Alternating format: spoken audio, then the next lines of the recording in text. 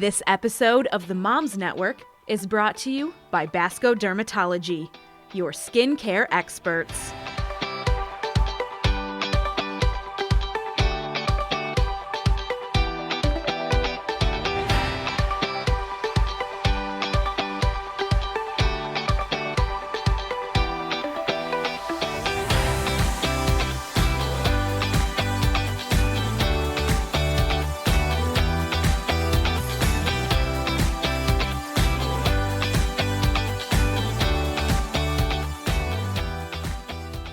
Welcome to the Moms Network, a talk show focused on moms and family. Today, Patti, Grace, Eric, and I are talking about mom bods. Oh, the mom bod. My youngest is 16, so I'm not sure I can call this baby weight anymore. Anyway, every mom has a different experience with pregnancy, childbirth, and their bodies after birth. What have your experiences been? You know, it's so interesting. I remember being pregnant with my first and feeling the pressure to be a specific size during my pregnancy. You know, it starts... Like as it went along, like I'm 4 months, I'm 5 months. Yeah, and like just watching the chart. Yeah. Remember the chart in the doctor's office? Like, so you gain that 20 to 30 pounds if you stay within that range. And I would look at, you know, the chart, and then I look at my weight, and then I would look at the ice cream, and I'm like, it's June. And so there's such a balance, right? Like, I want to enjoy my pregnancy. I don't want to stress about this, but I want to have a healthy pregnancy. Sure. And then you see, of course, social media with all these cute celebrities and their little bumps, and it starts... They're like skin-tight dresses. Yes. It starts so early. It does. I think that's so interesting because you're right. Mom bod, actually, that conversation starts when you're pregnant. Yeah. Right. And I can remember going when I was pregnant with my oldest, I think it was like the 4th month in, and I had gained more weight than I was supposed to that month. And my husband, the only appointment he went to with me was this one. Of course. And as the doctor's like, you know, I'm not so, you know, maybe whatever you're eating. And I'm like, I don't know what it is. And my husband said, it might be those those things they have at Dairy Queen, the blizzard, the pumpkin blizzard, pumpkin pie blizzard, because it was November. Right. It was, I had to eat those. And I remember thinking, oh my gosh, well, first of all, this is the last appointment you're ever coming to with me. True. But then I was like, maybe I should pay attention to what I'm eating. Maybe I can't just say I'm pregnant, so let's just forget it. Mm-hmm. And then I remember going back at the end and I had lost too much weight at the end because my child had taken up so much space inside of me. And I remember crying in the doctor's office, like, well, what do you want from me? I gained too much, I lose too much. But it's like we just have all of a sudden, we look at the chart, we look at these celebrities, and we're already self-guessing ourselves in pregnancy. Yeah. Right. Yeah. You know what I thought was interesting is I was my healthiest when I was pregnant, and I think it's that selfless mom persona starts from you know, the second you find out you're pregnant, and it's just so funny that we take such good care of ourselves when it's for someone else, and then once that baby comes out, or maybe after you're done nursing, then how do we continue that and take care of ourselves? Because we need to be the priority for that little being that you took such good care of when they were inside. For sure. Yes. Well, and the thought process that really is something that we don't think about sometimes is as soon as you're pregnant, you're like, oh, I'm taking care of someone else, so we're able to take care of ourselves better. Yeah. And that needs to translate into everyday life as well. Right. There's also a component of everyone's genetics are very, very different. I've had patients, I specialize in pregnancy at my practice, I've had patients that have put on 50 pounds and they're like, I am not eating anything different. And then they go through their pregnancy, they deliver, and within a month, they're back in a bikini. Right? And so everyone's body expands and contracts differently and takes this all in. I was telling my son, my 16-year-old, that what we were doing today, and I said, oh, we're going to tape. He asked me, like, what are we talking about? I said, oh, one of the things is on mom bod. He's like, well, I don't understand what that means. So I was trying to explain to him. He goes, oh, is it partially about your metabolism? I go, well, that probably comes into play. I said, well, so if you had a baby, you would lose the weight like that, because we always joke about his metabolism. He goes, yeah, except I don't have ovaries and a uterus. uterus. I'm like, that's a good point. It is so interesting, and even like after baby arrives, that first year, no one ever talks about the fourth trimester, right? Where you're actually recovering, and if you're nursing, your body is not going to just snap right back into place. I mean, you're not going to see your feet for a few months, and there's just going to be ebbs and flows of it, where you're trying to find your routine and baby's routine. So your usual schedule of working out and drinking your water and having your salads is going to be, well, I'm going to have my cold coffee and my kids' leftovers. Because that's all we have time for. And sleep. No Sleep. No sleep. I mean, it's the number one thing. It affects hard. everything. I mean, it affects your cortisone levels, and those go up. And no matter what you're doing, if you are getting interrupted within 5 hours of sleep, then forget it. Yeah. And it's okay, I think, to forget it for a little bit. I totally It's okay. agree. I mean, people say, oh, I left the hospital only 5 pounds. Why are you weighing yourself when you leave 2 days after you give birth? Right. Like, just Don't do that. Just not, okay? And just be and nourish and try to sleep when you can. And then in 6 months, if you want to, you can take out that scale. But again, I don't know what it's that pressure, it's a personality type, whatever it is, but we just need to give ourselves some grace, no pun intended. It's that comparison, right? It truly is the thief of your joy, because you can be so happy with this baby, and then so-and-so down the street just had a baby and looks better than ever. And it's like, it's not about them, Pam, whoever she is. It's about you. You know, it's about Pam, you. are you watching? Yeah, that's great. But it's about you and your experience and the season that allows for that change and that time for you to put in to feel like yourself again. Yeah. Now, that being said, I will say I am a better mom when I take better care of myself. Of course. 100%. Of course. But that time, that first year after baby, is kind of that gentle phase where you can be very chill about all the different, pre-pregnancy genes and whatnot. Well, and I think that we need to focus not on so much, like you were saying, comparison is the thief of joy. Not so much what I look like, but how I feel. And that's giving yourself that grace. If you just need to sleep a little more and not go work out right now, do it. Like, make yourself feel good inside. And that's why when I am eating, we've said this many times on the show, when we are eating right, when we are drinking water, when we are working out, we feel better overall. And then we're better moms. And as the kids get older, that's the example that we're setting. When they're 0 to 2, are they really, and then they start to pay attention. What is mommy doing? What decisions is she making?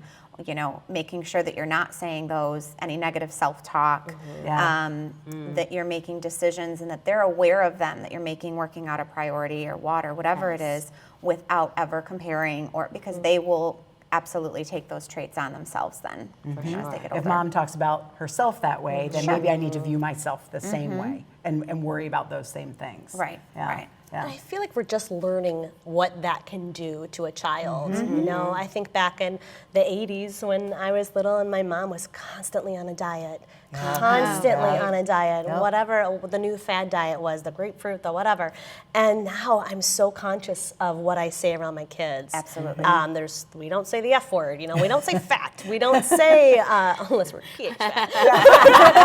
But we're not talking about weight as a negative thing. We're just simply talking about foods that make you healthy and strong. Not foods that make you gain weight. It's about foods that give you energy, or foods that feed your brain, or foods that are just fun foods. It's not about carbs, and I just don't want to put a negative connotation towards foods, especially this early in life, knowing what I was able to carry from my experience as a child. I hear it all the time. I hear, oh, my mom doesn't eat carbs. Like, you're 6. Like, How do you know that? how do you know what you know what a carb is? And then that's just sticking. And so then when they go for a whole grain, which is a carb, or a piece of fruit, which is a carb, are they going to have negative? No, those are wonderful foods. It should be part of your diet. Well, and so then you go to the opposite, and it's the dad bod, which is somehow celebrated. How does this happen, right? I mean, they embrace that with all of its glory. I we should embrace our mom bod. I think that's our new movement. Yeah. Embrace the mom bod. Whatever Hashtag. that is, like whatever you feel comfortable in, embrace it. Totally. And then once you get to the place where, baby is a year old and you can focus a little bit more on yourself, I think getting back into that, carrying extra weight on you is never a good thing if it's not where your body's supposed to be. So, taking up those diet changes and exercise needs to be a portion of what you're moving forward with. But then that goes into the age-old concept of, I need to make time for me. Right. Mm-hmm. And that's something that I think all moms technically struggle with, that And they don't put themselves for first. a long time. Like not just when your kids are little. I mean, my kids are older and I still struggle with that. And I think that's when you go to your community of support, whether that's your best friends or even your doctor, and you say, this is something I want to do for me. I don't know where to start. I want help. And you will find it. It's just a matter of asking, because chances are if you're feeling it, someone else in your body is feeling that pressure too. Yep. Or just the quote unquote weight of like feeling not like yourself again. Yep. And just asking for help and encouragement, even from a spouse. I mean, the moment I'm like, I don't feel great about myself, I am tired, I feel like, the darker days are coming with winter. My husband and I get on a routine. We're like, okay, let's wake up together, let's work out, or let's get a hike in, or something active to get that, good flow energy going. And then it kind of starts to grow from there each day. I think we also have to be cautious of how we are reacting to people who lose weight quickly after giving birth. I've had a couple friends that really, their body just naturally takes it off. And I think I've shared this before, but I was somewhere and I was holding my friend's newborn. I mean, I'm talking like a week and a half old. And I'm holding the baby and she's next to me in skinny jeans. And someone came up to me like, oh, how old is your baby? I go, no, this would be her baby. But I've seen some really awful things be said about people because they've taken off weight too quickly, or they're too thin, right? So it's not always about being overweight. Some of it's just the judgment of the female body from anyone, including ourselves, for ourselves or other people. I remember getting criticism with my first pregnancy. Yeah, I only gained about 15, 20 pounds, but I was fuller to start with, and everything was healthy and fine. And I think, and here I am, and now people are saying, is it okay? You just don't look, and you think, you can't do anything right. You just can't do anything right. And I don't know what to tell you. And we do need to start that movement about embracing the mom bod during pregnancy, after pregnancy, later on. Like, it doesn't matter. Okay, It's all about how we feel about ourselves, and also just the concept of, how is everyone judging other people? There's just a better way to do it, I think. I agree. How about not? Exactly. Exactly. Being confident in and grateful for our bodies, no matter their shape, can be a challenge. Continuing to focus on your health and what your body can do instead of perfection is always our advice. We'll be right back with more from the Moms Network. Stay tuned.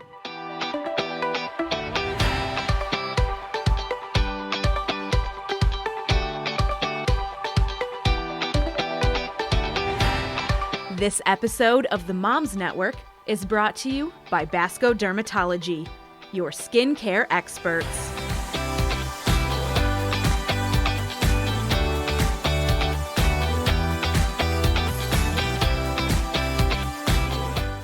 We really see bread and butter dermatology like acne, rosacea, hair loss, warts, all the way to more complicated conditions like an autoimmune connective tissue disorder like lupus or dermatomyositis, or an autoimmune blistering condition. In addition, I do provide surgical services, and that encompasses surgical removal of atypical moles, something as benign as a cyst or a lipoma, all the way to skin cancer. And then we do offer cosmetic services. Every patient who comes to Basko Dermatology really feels heard. They receive personalized care. They will never feel rushed. See your dermatologist regularly. Even something that can look very innocent to our eyes, such as a pink bump that is completely asymptomatic, can actually turn to be a deadly cancer. A melanotic melanoma can present just like a pink bump. And I have seen many pink bumps even in young adults. If there is one thing that I want to emphasize, it is go and see your dermatologist regularly, once a year to start with, and then more frequently if necessary.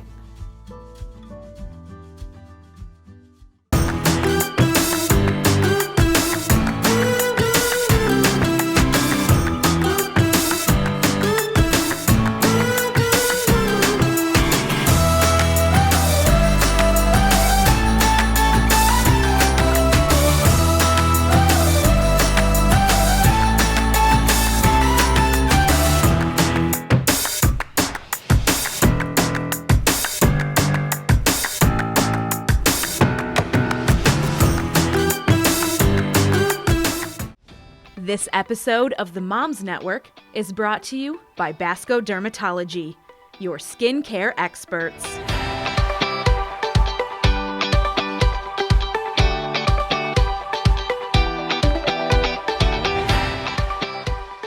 Welcome back to the Moms Network. For our next segment, Patti, Eric, and I welcome Dr. Giuliana Basco of Basko Dermatology to discuss skincare as we age. As we get older, our skin changes whether we like it or not. Dr. Basco, can you share with us a little bit about your background and how you got into the field? Well, thank you for having me. I'm glad to be here with you. So I'm Dr. Basco. I am the owner of Basko Dermatology. Basko Dermatology is located here in Naperville. We opened in November 2018, so we've been here for about a year. I am a board-certified dermatologist as well as a dermatopathologist, and my focus is in medical dermatology, surgical dermatology, as well as cosmetic dermatology. Okay. I see patients of all ages, from newborns all the way to elderly. What are some of the top, say, 3 things that you treat at your office? So we treat a lot of acne in adolescents. I treat a lot of skin cancer, and my passion is actually our pigmented lesions, including moles and melanoma. Okay. And then do you refer out for those procedures, or can you actually take care of them in your office? We actually take care of those in the office, so we do all the surgical excisions of skin cancers. Okay. I know for myself, I have never really had a big skincare regimen. And I know that is unique. I think a lot of women have this process that they go through. Do you guys have something that you do on a regular basis? I do make sure that I wash my face every night. That's like something I love. It's my very favorite thing. Like when I get, especially if it's a day where I've had like meetings and you have makeup on and you've been running. Like there's nothing greater. Like my family makes fun of me and how excited I get to wash my face. And moisturizer, which I really didn't start doing moisturizer till I did get older, and I just my skin would get really dry really fast. I don't know if that is an age thing. Right, I think you've actually hit on a couple of very important points. So I agree, we always tell patients washing your face at least once a day would be good. Often acne patients will recommend even twice a day, both morning and evening. It is true that as we age, our skin is actually losing its water content, so it becomes more dry, and it becomes, it has that dull appearance.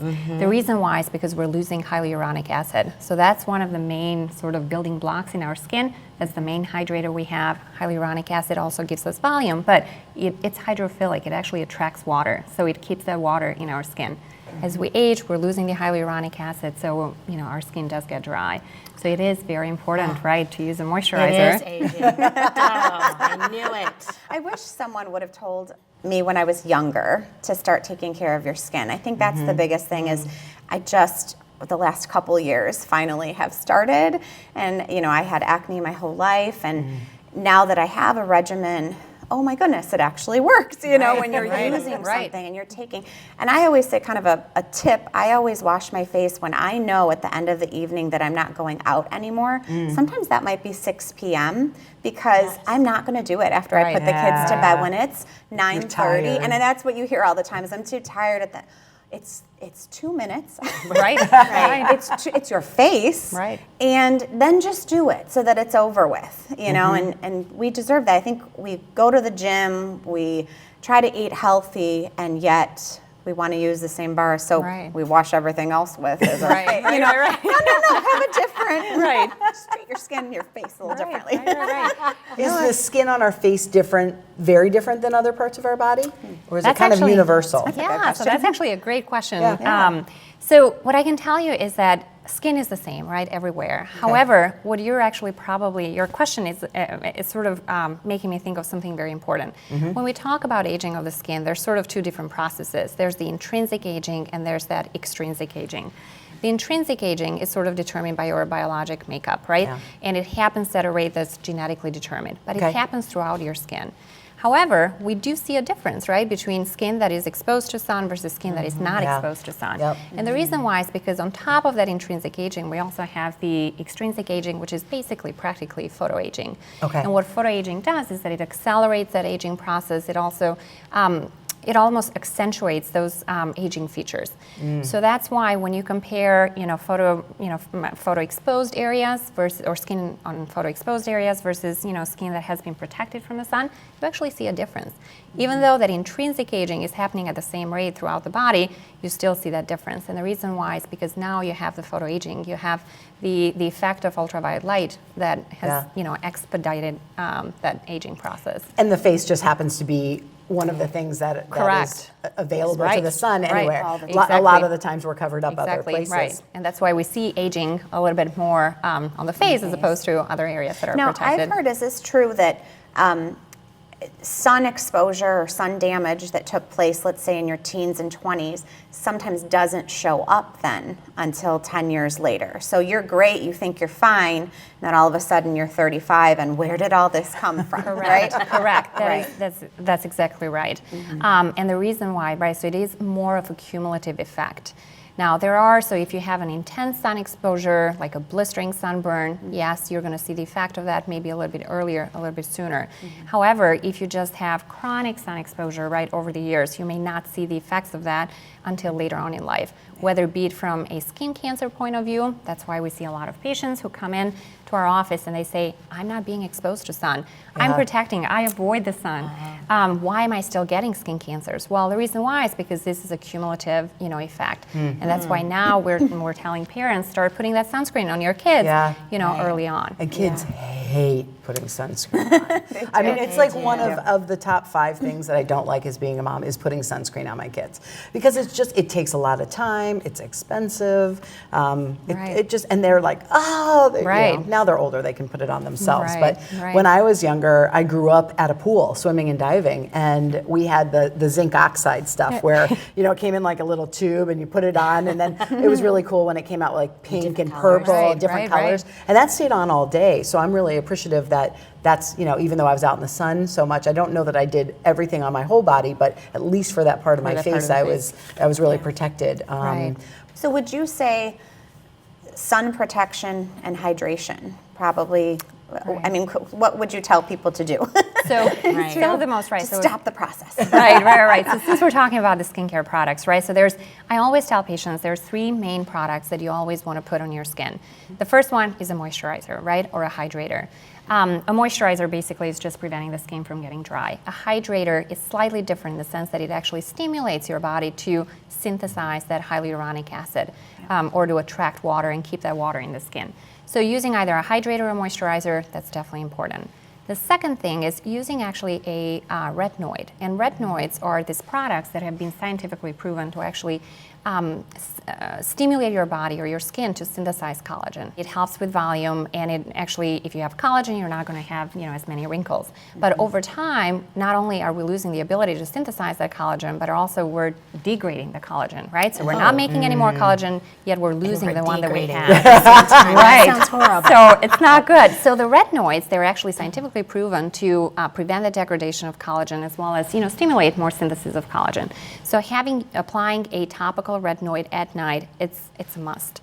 And before we used to think, well, let's wait until we have those wrinkles, right? Before we start using retinoids. And going back to something you had alluded earlier, instead of doing rejuvenation, we are now thinking and encouraging people to practice prejuvenation, right? Start early on. You don't want to wait until those wrinkles have shown, because it's very hard, to get rid of those wrinkles. And skincare products, including retinoids, are not going to take away the wrinkles. They will slow down the aging process. Hopefully, you're going to get wrinkles at a slower rate, going forward, but they're not going to take away the wrinkles that you already have.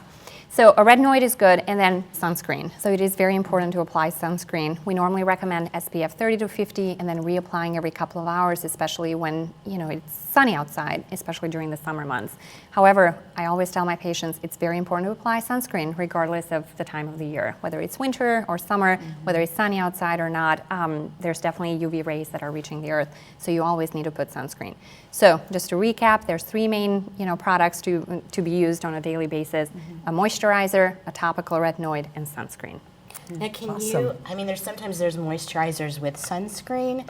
Do you recommend that, or should you do moisturizer and then sunscreen separate? That's a great question. As long as the moisturizer has a sunscreen with SPF 30 or higher, that is totally fine. But a lot of moisturizers have an SPF of 15, Right. Yeah. so that's not sufficient. So you can put your moisturizer, and then on top of the moisturizer, we do recommend the sunscreen. And you should not use a moisturizer that has an SPF in the evening, correct? Or so that would be a reason to have two different moisturizers, one with SPF, one without? Correct, Or- right. In the evening, you don't need the sunscreen. So it's just an extra product that you're putting on your skin that is not necessary, right? Yeah. An extra chemical. So we do not recommend, having a moisturizer with sunscreen in the evening. Okay.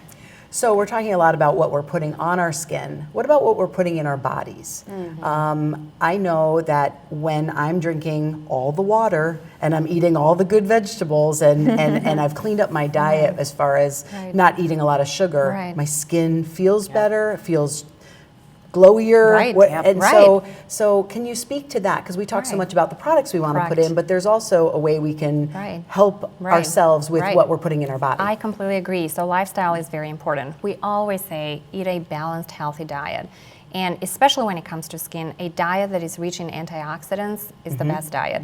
The reason why is because antioxidants, basically they prevent free radical formation. Free radicals are these substances in our body that are not good. Yeah. They induce little Pac-Man? They, like, eat exactly, things right, up? right. And then they That induce was a good analogy. Exactly. They induce inflammation in our body. That inflammation also leads to degradation of collagen. So you can see how by having more free radicals, then you're aging a little bit faster. So by having a diet full in antioxidants, you're preventing those free radicals. Hence, you can slow down the aging process. And in terms of antioxidants, we talk about vitamin C. That's a very potent antioxidant. Okay. Vitamin E, ferulic acid, green tea. Coenzyme Q10, things like that. The other thing is, for patients, for example, who smoke, they do see that they age a lot faster than they would normally do without smoking. So we always recommend, smoking cessation as one way to remain youthful. Pollution, for example, living in an area that, has high pollution can definitely, pollution can actually age you faster as well. And then in terms of habits, sleeping, right? That's very important. Exercising, that's very important. Drinking lots of water, that's good at hydrating your skin. So yes, I completely agree. There's other things that we can do in addition to applying the skincare products. What about alcohol and things that we drink? Is alcohol going to act similarly in a different way to cigarette smoking? Correct. Alcohol too, because it increases the levels of inflammatory markers in your body. So that can also lead to aging. Okay. And it's interesting because you talk about the genetics part as well. Some of that you just can't change. Correct. And there's some people that have situations going on where they're going to be aging quicker no matter what they do. Right. And some people that can, eat, drink, smoke, and live in pollution, and their skin looks like they're like a teenager. So it is right. I agree. It is a dichotomy between the two. Completely agree. All right. Now, we mentioned that, once you have wrinkles, you really can't get rid of them. Like, they're not going, but there are things you can do to make them less visible. Correct. Like, what kinds of things can you do to, not that I'm asking, if I knew somebody. Right. What kind of things For could a you friend, do? For I'd a like to friend. know. What kind of treatments can people do to make them less visible? Yeah, so I think you've probably heard of what I'm about to say.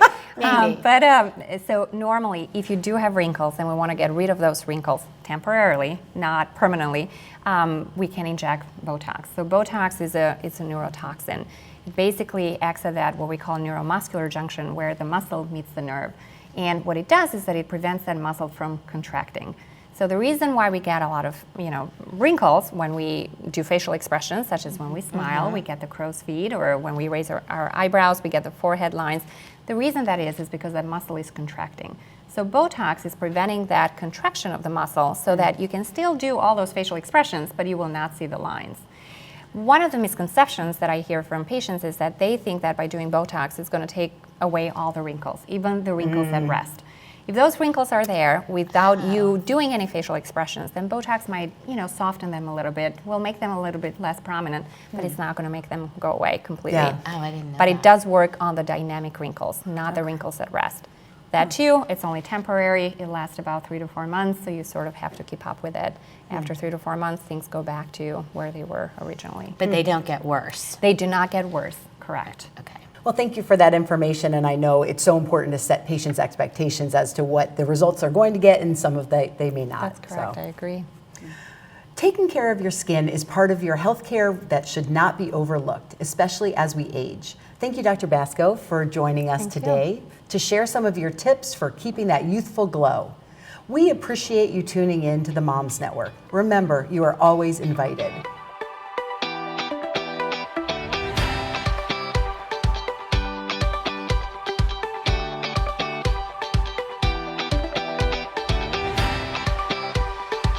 This episode of the Moms Network is brought to you by Basko Dermatology, your skincare experts.